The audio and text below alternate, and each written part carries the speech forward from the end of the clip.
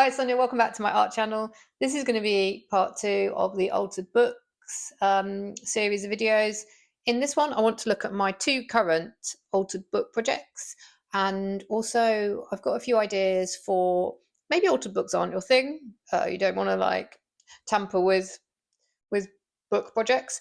Then I've got some other ideas for like altering diaries or old sketchbooks even to become an altered sketchbook project as well. So yeah, I thought I'd share my ideas in this video, and yeah, let's go. Okay, I thought I'd go through some stuff on my desk just to give you some further ideas. One thing I wanted to show was this book. I've shown this one before, but for anyone new, obviously other artists have done this. There's a long history of altering books and ledgers and other just not always working in plain sketchbooks. This guy, William Kentridge, I like this page. This gave me some ideas, I think, when I first read about it. And yeah, he's created a series of works using old printed books where he draws directly onto the pages over the text. He's used old ledger books, cooking manuals, language course books, maps and encyclopedias as vehicles for his concepts. So, and I think he too looks at the quality of the paper in the book and tries to find what media is suitable for it. So for example, I think this is a sequence of drawings of a printed book. Is this charcoal? I'm not sure, to be honest with you. But yeah, this page I particularly remember being quite interested in. I liked how here on this drawing, he sort of also obliterated the text a bit. It looks like with black ink. But yeah, so that's to show some other artists' work, or one other artist's work. Now on to, let us go. First of all, I'll just show you my current. So I've got 2 ongoing altered book projects, abstract sketchbooks. This one is actually nearly completed, and I'm thinking to myself, maybe I'll make this into another one of those sort of altered. I'll go through it and identify pages that I want to alter again. I had a lot of fun with it. I think this one I've definitely kept to within the borders. The paper worked for me. I mean, it's not the thickest paper, but it was fine for my purposes in terms of just covering with gouache, and I had to play with leaving actually some of the text. This is acrylic ink, and I actually found these pages worked quite nicely. And the other pages I sort of got into the habit of completely covering with, I'm trying to find one now. I think in the latter part, I've got these jelly gouaches I've talked about that I'm using up, and I very much started now when I want to show, like just covering, like pre-preparing as I would some of my loose sketchbook pages, and then going on top with collage. Often some of the collage is in the form of the book pages I've cut out. I have had to still, with this, cut out quite a few pages, and then I will paint over them and just use them for collage material. Or this here, I've also started just using the cutout pages just to play really on top of with making sort of individual collages, and then or pieces. And then what I kind of like the idea is, you know, you just stick them up on your wall as inspiration maybe. And they're so low, I mean, it's low budget, it's off ends, it's whatever paint I've got out on the desk, and yeah, it just means that I can, as per usual, play around really. This bit I just wanted to show the different, so what you can experiment with is obviously covering the text completely. I'm trying to, have I already got a page prepared that I can, I mean, it's obvious, but like this. So you can pre-prepare your pages, and so this is something to come back to and then draw on top of. Or you can, here I have, you can just draw on top of the text as you go along. And I wanted to show some different pens and materials, how they can be transparent or opaque.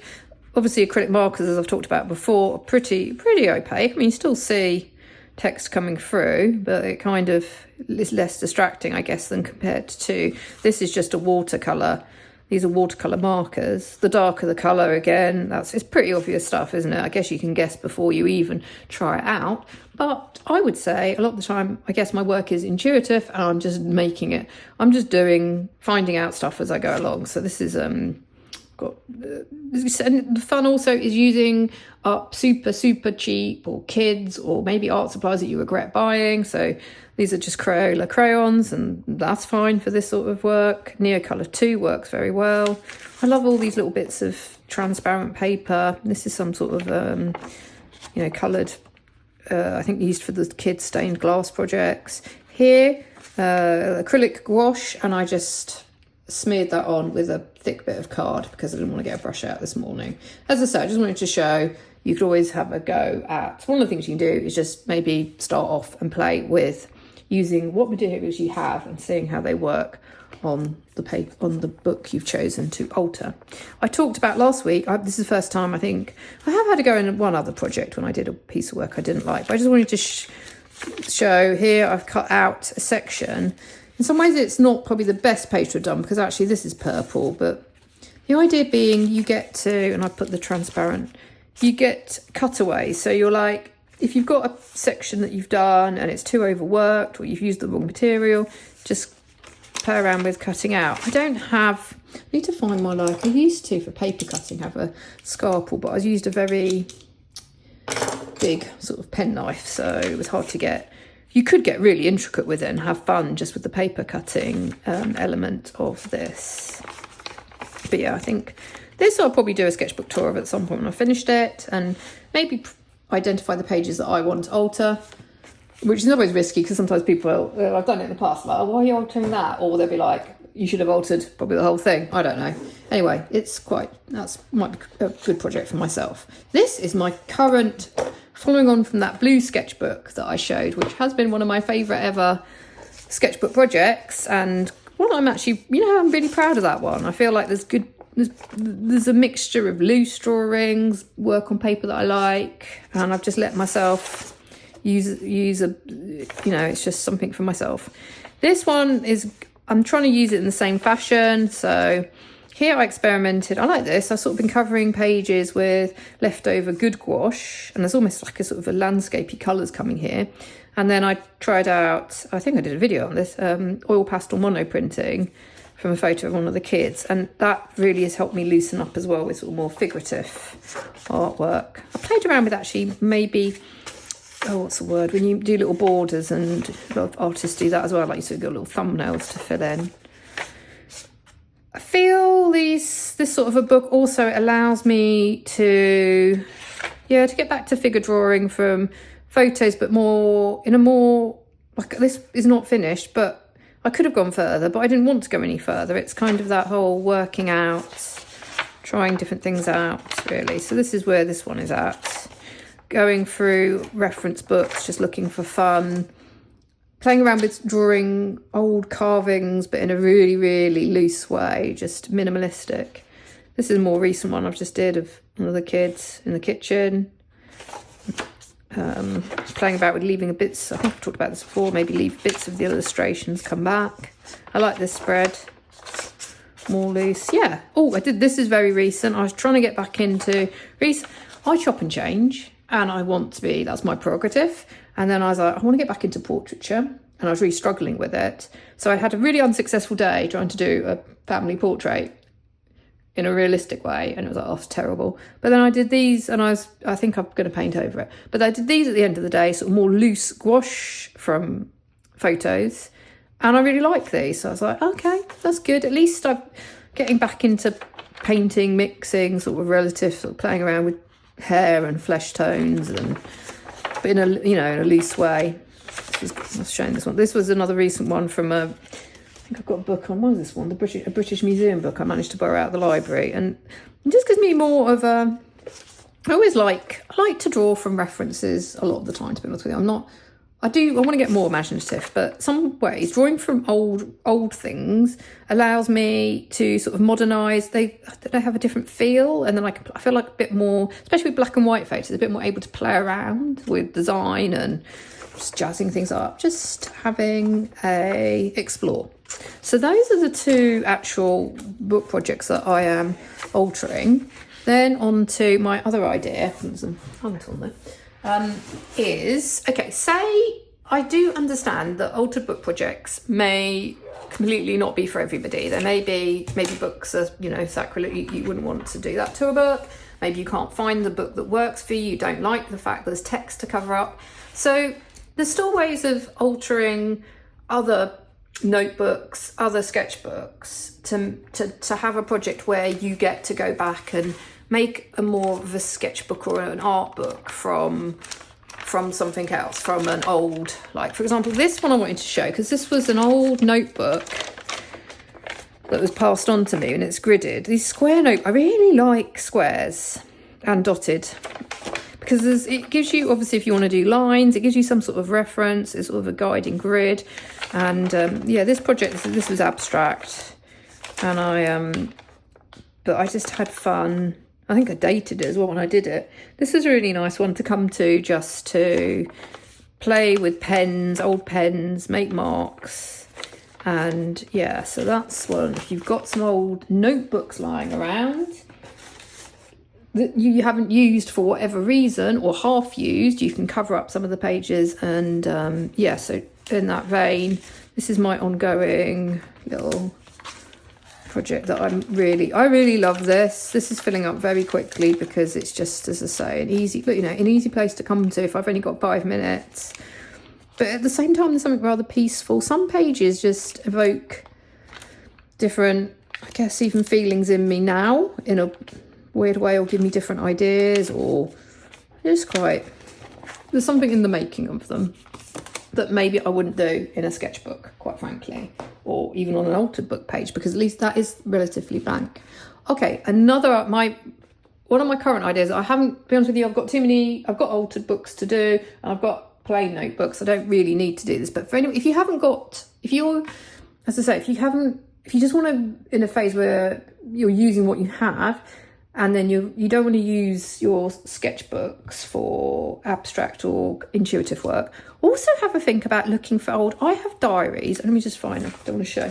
I have to write stuff down. So I have lined these notebooks where I write my to-do lists or day-to-day diaries, because I'm quite old-fashioned and I can't, if I yes, I've got a calendar on my phone, and I've got notes on my phone, but I just find this a better way of documenting stuff I have to do and ticking it off. And then I thought, I've got all these, I don't know if I've sort of kept a few of them. Sometimes I get rid of them and recycle them, but I'm like, these could actually be recycled as my own altered diaries, as it were. So I can come back in, cover up. This page didn't have too many lists of stuff to do, so I covered up some of the words, a lot of the words, like you can see bread, milk here, and I could just really play around with that. To be honest with you, it'd be a very low bar way of just getting creative and making a mess, not making a mess, but just, yeah, having a little play.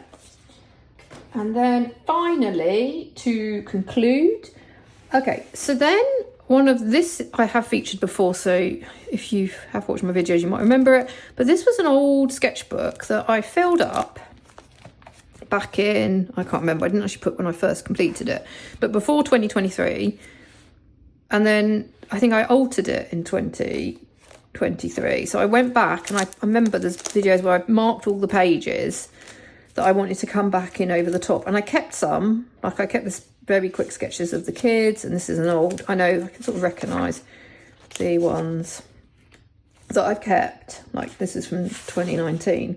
But then I went back over and I went over, and there's a lot of these pages that I have come on top of, like this one. I mean, in some ways actually I could alter it again. I don't really like that one now, but I did try and play around and go back in. I painted over this, so I learned what materials you can use on your own sketchbooks to cover stuff up.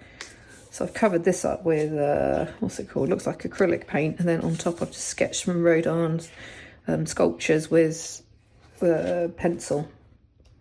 here underneath, what is quite fun as well is leaving, if you go over, so this was sort of an ink pen, and if you go over with, I think this is just a Himi or that jelly, some sort of jelly gouache, and you've still got like it's nice having those old sketches come through, but in a way I didn't like them, so they're sort of covered up as well.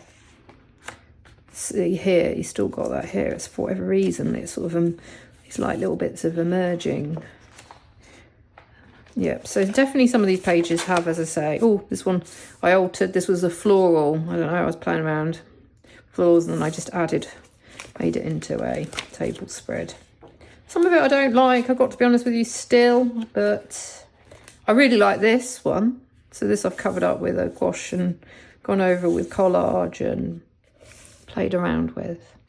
So yeah, another project could be if you've got some old sketchbooks and they're sort of irritating you because the majority of the there's some pages you love, so you don't want to throw them away or take them apart, but there's some pages that are really annoying you. Some people say, oh, don't do that, learn from your old sketches, but actually if you're short on space, why not go back and rectify some pages? Or the other thing you can do as well, which I've done a lot of, is then you just can stick, and this is just if you've got, you know, drawings on paper, to stick them in over the top of maybe the sketches you don't feel any kind of connection or need to keep.